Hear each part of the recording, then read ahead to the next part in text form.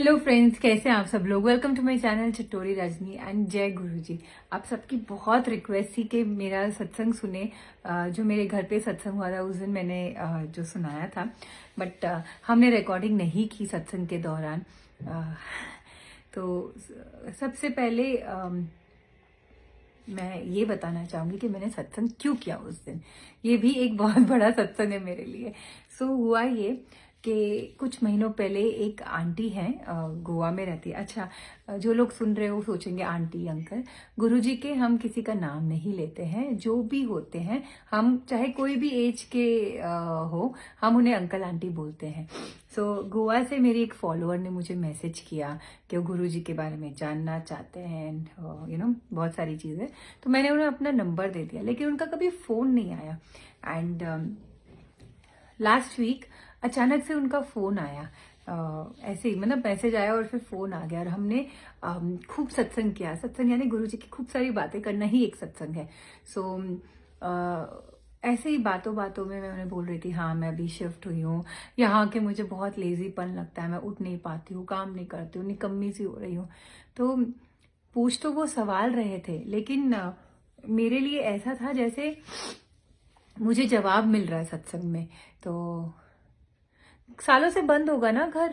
तो मैंने कहा हाँ, पिछले 10 साल से बंद है। हमें नहीं पता था, हमें लगा 3-4 साल से बंद है, पर यहाँ रहने के बाद पता चला 10 साल से घर बंद। पता है ना आंटी कैसी एनर्जी है, नहीं एनर्जी है।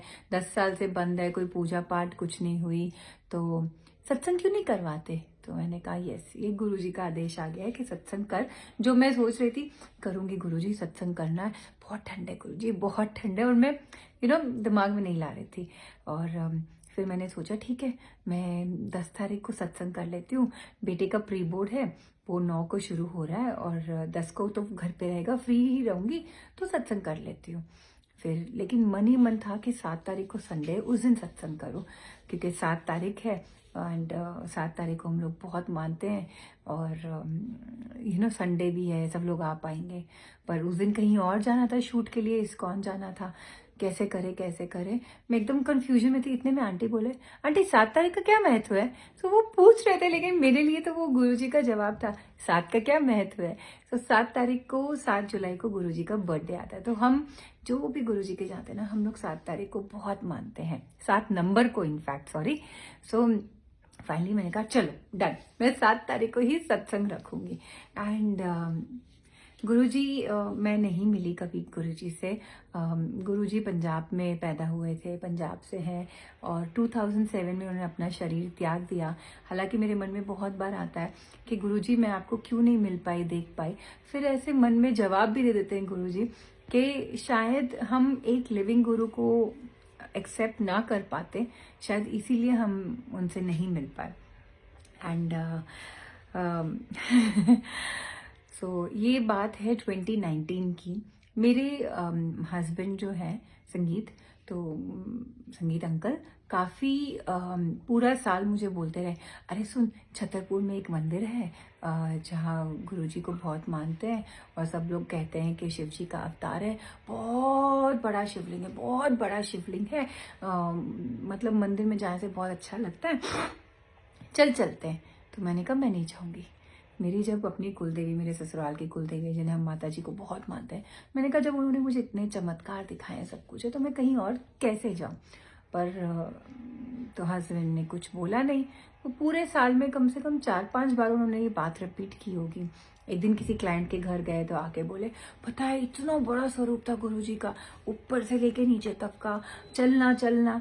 तो मना करती रही मैं, और एक रीज़न ये था मना करने का कि मैं अंदर से डरती थी कि भाई मेरे तो कुलदेवी माता जी, उनको छोड़ के मैं किसी और के द्वार पे जाके हाथ जोड़ दूँ, कहीं नाराज़ नहीं हो जाए, वो सारे डर थे अंदर।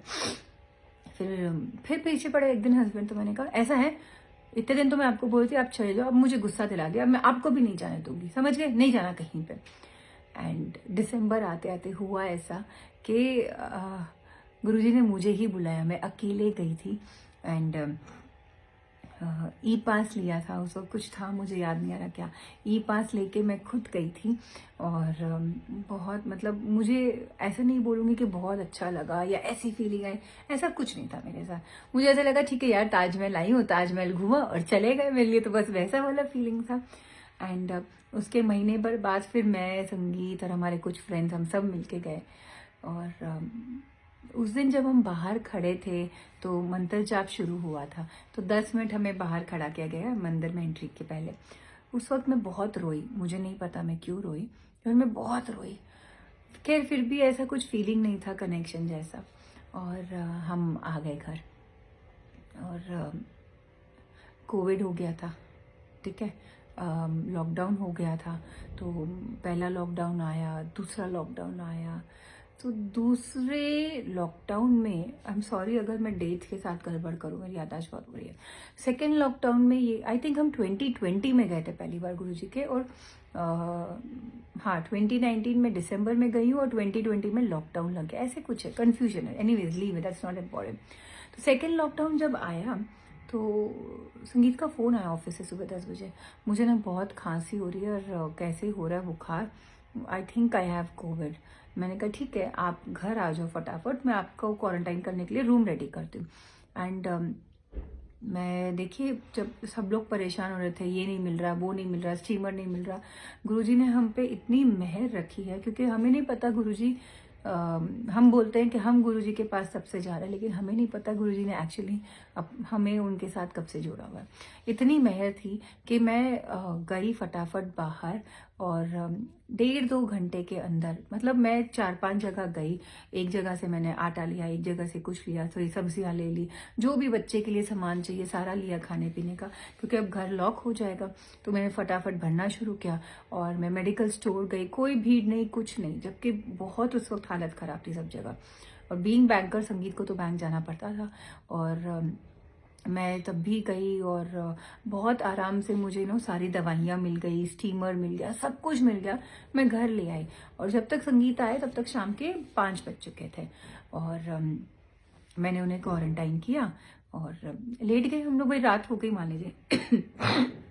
अगले दिन ट्यूसडे को जब मैं आई तो पूछने कि कैसे फील हो रहा है, नहीं तो संगीत, मेरे हस्बैंड कहता है कैसे हैं कि कितना भी दर्द हो वो नहीं बोलते, वो जब मेरे जैसे तो इतने से में चिल्लाना शुरू कर देता है। तो मतलब मैं अगर मरने की स्टेज पे हूँ तब मेरे हस्बैंड मुंह खोल के बोलेंगे कि मुझे तकलीफ हो रही है, मुझे दर्द हो रहा है। तो उस दिन वो बोले ना, मेरे बहुत दर्द है कमर में, मैं ऐसे पूरा पसवाड़ा फेरना छोड़ो, मैं हिल ही नहीं पा रहा हूँ, वॉशरूम भी नहीं जा पा रहा हूँ कल से, कैसे होगा पता नहीं। तो डॉक्टर्स की दवाइयाँ चल रही थी, हम डॉक्टर से ऑनलाइन बात करते, पर पता नहीं कैसे। वेनेसडे को मेरे एक फ्रेंड है दीप्ति आंटी, उनका फ़ोन आया कि संगीत अंकल कैसे हैं और मंत्र जाप चला लो। मैंने कहा क्या होता है मंत्र जाप, मुझे नहीं पता, मैं लिंक भेजती हूँ। तो उन्होंने लिंक भेजा, तो हमने घर में चलाया मंत्र जाप, और मैंने रूम खुला था मेरे हस्बैंड का, तो मैंने उनको बोला आप अपने फ़ोन में भी चला लो, मैं लिंक भेज रही हूँ। तो दोनों तरफ मंत्र जाप चल रहा था। आप मानेंगे नहीं, जब तक मंत्र जाप खत्म हुआ, मेरे हस्बैंड बिल्कुल खड़े थे, बेशक खिड़की का सहारा लेके खड़े थे, लेकिन सीधे खड़े थे। And I was shocked. बोले पता नहीं, मुझे ऐसे लगा कि मुझे उठना है और मैं कैसे भी करके, मुझे हिम्मत करके उठना है, और मैं उठ गया। तो वो खड़े हुए और वॉशरूम गए 2 दिन के बाद, ऐसी बुरी हालत थी उनकी। सो जय गुरु जी, शुक्राना गुरु जी, हमें नहीं पता था गुरु जी हमें ऐसे हेल्प कर रहे हैं। फिर मैं ना बहुत स्ट्रेस लेती हूँ, मुझे अगर जैसे थोड़ा सा भी कुछ हो जाता है ना, मुझे बहुत बीपी लो हो जाता है, टेंशन हो जाती है। और वो 15 दिन मैंने कैसे काटे आप सोच नहीं सकते, बड़ी मस्ती से काटे। मतलब मैं बता नहीं सकती, गुरुजी ने मुझे इतना टेंशन फ्री रखा, हस्बैंड को कोविड, बच्चे को कोविड, और मैं एकदम रिलैक्स थी। मतलब आई डोंट नो हाउ, पर ये सब गुरुजी की ही मेहर है। हाउ का क्या मतलब है गुरुजी। फिर हुआ ये कि वेडनेसडे की रात को, उस तब तक दीप्ति आंटी ने ना मुझे इन सब चीज़ों, सत्संग के ग्रुप में डाल लिया था, रोज रात को सत्संग में चला रही थी। मतलब ये 4-5 दिन के अंदर ही सारा किस्सा हुआ था। तो हुआ ये कि मैं लेटी थी नींद में रात को, और मुझे सुबह सुबह जाके ना सपना आया कि मैं गुरुजी के मंदिर में हूँ और गुरुजी चल रहे हैं डार्क ब्लू चोला पहन के, और मैं उनका हाथ ऐसे पकड़ के खींच रही हूँ और मैं नीचे स्क्वैट करके बैठी हूँ और बहुत सारे लोग हैं वहाँ पे, संगत है, और मैं मन ही मन सोच रही हूँ कि मैंने क्या कर दिया। लोग चरण पकड़ते हैं, मैं तो सीधा हाथ पकड़ के ऐसे हो गई हूँ, पता नहीं मुझे अब डांट पड़ेगी क्या। और फिर मैं देखती हूँ गुरुजी मुझे ऐसे मुड़ के देखते हैं, बस मुझे इतना ही याद है और मैं उठ गई।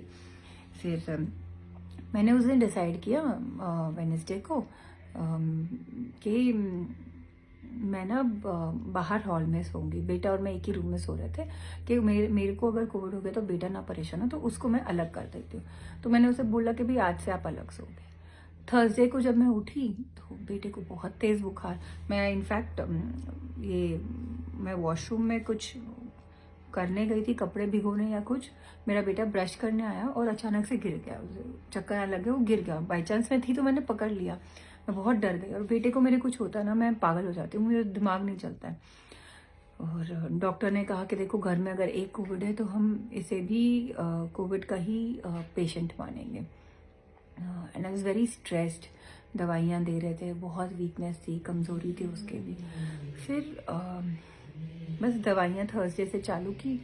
फ्राइडे की रात को 2 बजे मैंने उसे डोसेज दिया और मैं लेटने गई, और मैं मन ही मन सोच रही हूँ मुझे सुबह 6 बजे उठना है ताकि उसकी बुखार चेक करूँ, टाइम से डोज दूँ। टाइम पे नहीं उठी तो कैसे होगा, समझ नहीं आ रहा है। 2 तो ऑलरेडी बज गए। ये बोलते बोलते मैं सो गई। और मुझे सुबह सुबह सपना दिखाया गुरुजी ने कि मैं अपने पेरेंट्स के नीचे वाले ग्राउंड फ्लोर पे हूँ, जहाँ हम बहुत साल पहले रहते थे। अब मेरे पेरेंट्स ऊपर शिफ्ट हो गए कम से कम 17-18 साल से। तो नीचे के घर में हम थे, और मेरा भाई जो है गर्मा गर्म टोस्टर, इलेक्ट्रिक टोस्टर उबलता हुआ लाके सिलेंडर के पास रख देता है, और उसमें चिंगारी निकल रही है। टोस्टर एकदम लोहे का लाल हो रखा है। और मैं बोलती हूँ ये इसने क्या किया है, सिलेंडर के पास आकर, अभी जाके बताती हूँ। इतने में सिलेंडर से चिंगारी निकलती है और सीधा किचन के बाहर जाती है, और कहाँ लगती है, मेरे बेटे को, क्योंकि सारे बच्चे वहीं बैठे थे, और सबसे पहले मेरे बेटे को लगती है। और मैं एकदम से परेशान हो जाती हूँ, और फिर मुझे रियलाइज़ होता है कि सिलेंडर फटने वाला है। तो मैं सबको उठा के भागती हूँ कि भाई चलो चलो चलो बाहर चलो, और मेरे इतने बड़े बेटे को मैं गोद में लेके भागती हूँ।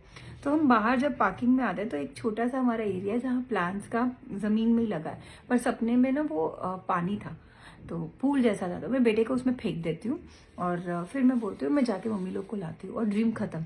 और जैसे ही टाइम देखा, इट वॉज एग्जैक्टली 6 o'clock, जो मैं चाह रही थी कि मैं 6 बजे उठूँ। फिर मैं अपने बेटे को रूम में चेक करने गई कि कितनी बुखार है, नहीं है। तो आप मानेंगे नहीं, उसने जो चद्दर ओढ़ रखा था, मैं उस पर भी हाथ नहीं रख पा रही थी, क्योंकि उससे इतना गर्म था बुखार कि चद्दर भी गर्म। तो मुझे एकदम से समझ ही नहीं आया कि मैं क्या करूं। फिर गुरुजी ने सारा फ्लैशबैक दिखाया सपने का, कि मैं ऐसे गई, पानी लाई एंड ऑल दैट, उसे पानी में फेंका। तो मैं सोचती थी क्या करूं, तो फिर मेरे को समझ आई कि ठीक है, पानी लेके आती हूँ मग में और पट्टी करती हूँ। वो दिन है और आज का दिन है। मैंने उसके पट्टी की, उसको जो डोज था दवाई का वो दिया। उसके बाद मुझे उसे कोई दवाई नहीं देनी पड़ी, वो बिल्कुल नॉर्मल था। 2 घंटे के बाद एकदम नॉर्मल, खेल रहा है, घूम रहा है, सब कुछ एकदम ठीक हो गया था मेरा बेटा, शुक्राना गुरुजी। एंड हस्बैंड भी मेरे जैसे बेटर होने लग गए थे। तो मैं ना दिन में कभी संगत जी नहीं सोती हूँ। मैं सुबह अगर बिस्तर से उठ के निकल आई तो मैं रूम में भी नहीं जाती, बस चेंज, नहा के कपड़े पहनने जाती हूँ, उसके बाद रूम बंद, मैं बाहर। मैं रात को सोने के टाइम ही जाती हूँ, मैं दोपहर में लेटती भी नहीं हूँ। और अगर लेट गई, इवन ऐसे 2 मिनट की झमकी आ गई ना, तो मुझे पूरी रात नींद नहीं आती। तो बचपन से ही ऐसी। तो मैं आप सोचो, जब 15 दिन मेरे हस्बैंड क्वारंटाइन में थे, मैं सुबह उठती, झाड़ू पोछा करती, उन दोनों को नारियल पानी देती, सो जाती, फिर उठती, नहाती, नाश्ता बनाती, दोनों को नाश्ता देती, कपड़े धोती, हाथों से सारे कपड़े धुलते थे, घर के कपड़े सुखाती और सो जाती। फिर उठती, कुछ खाना है पीना है वो सब करती, फिर लंच की तैयारी करती, वीडियो शूट करती, सब कुछ करती, खाना खिलाया सबको और सो जाती थी। फिर उठती वापस और कपड़े उतारना, कपड़े तय लगाना, शाम की दूध चाय, ये सब करना, एंड सारा करती, और एकदम से नींद आती। फिर मैं सोचती नहीं, शाम को नहीं सोना है, मम्मी डांटती थी दिन ढले नहीं सोते। फिर मैं नहीं सोती और रात को 10 बजते ही एकदम गहरी नींद में। एंड उस मेरे हस्बैंड बोलते हैं, मैं जब सोचूं इससे बात करूं, कमरे से ऐसे झांकता हूँ खड़ा होके, तुम सो रही हो, जब भी देखता हूँ तुम सो रही हो। एंड मुझे नहीं पता मैं इतना सोई हूँ, घर का सारा काम भी होता रहा, कोई काम नहीं रुका, वीडियो शूट दिन के 4-4 भी हुए हैं, कोई स्ट्रेस नहीं, कुछ नहीं, मैं इतनी रिलैक्स थी। तो जैसे जैसे ये 15 दिन निकले, आई थिंक धीरे धीरे मैं गुरुजी से जुड़ती गई, गुरुजी के सत्संग सुनते थे, तो उनसे भी बहुत, आज पता नहीं क्या हुआ है, उन सत्संग से भी बहुत पॉजिटिविटी आती थी और बहुत मोटिवेशन मिलता था। सो धीरे धीरे करके हमें पता ही नहीं चला कि कब हमने गुरुजी के आगे सरेंडर कर दिया और एकदम से मानने लगे। डाउट्स होते थे, सब तरह के डाउट्स होते थे, फिर कैसे करें नहीं करें, पर धीरे धीरे समझ आ गया कि गुरुजी है तो सब कुछ है, वरना कुछ नहीं है। सो ऐसे मैं जुड़ी थी गुरुजी से। ये था मेरा आज का सत्संग। कुछ भी भूल चूक हो तो मुझे माफ़ कर दीजिएगा। मैं एक्चुअली घर में बहुत सत्संग भी जब भी कराती हूँ, मैं वीडियो शूट नहीं करती, सत्संग ऐसे मैं शेयर भी नहीं करती। एक बार मैंने जब शुरुआत में गुरुजी का सत्संग पहली बार किया था, तब हमने वो शेयर किया था, फिर मैंने अपना सत्संग शेयर किया था, तो लोगों ने बहुत नेगेटिव कमेंट्स डाले, तो मुझे बहुत दुख होता था कि आप जिसको मानना चाहते हो आप मान सकते हो, हम जिसे मान रहे हैं हमें मानने दो, जियो और जीने दो। और जब कोई हमें सही राह दिखा रहा है, हमें जीना सिखा रहा है सही तरीके से, बिना किसी को कष्ट दिए, दूसरों के बारे में अच्छा सोचना सिखा रहा है, तो क्या हो रहा है कि अगर हम उन्हें अपना गुरु या अपना भगवान माने। तो पर वो नेगेटिव कमेंट्स इतने आए कि मैंने डिसाइड कर लिया मैं अब से अपने सत्संग का कोई भी हिस्सा शेयर नहीं करूँगी ऑनलाइन। पर जब आंटी का फ़ोन आया कि आपके सत्संग में मैंने गुरुजी का स्वरूप देखा, और तब से मेरे को धीरे धीरे कनेक्शन हुआ और मैं फॉलो करना शुरू हो गई गुरुजी को, तब मुझे लगा कि मैंने बहुत गलत सोचा।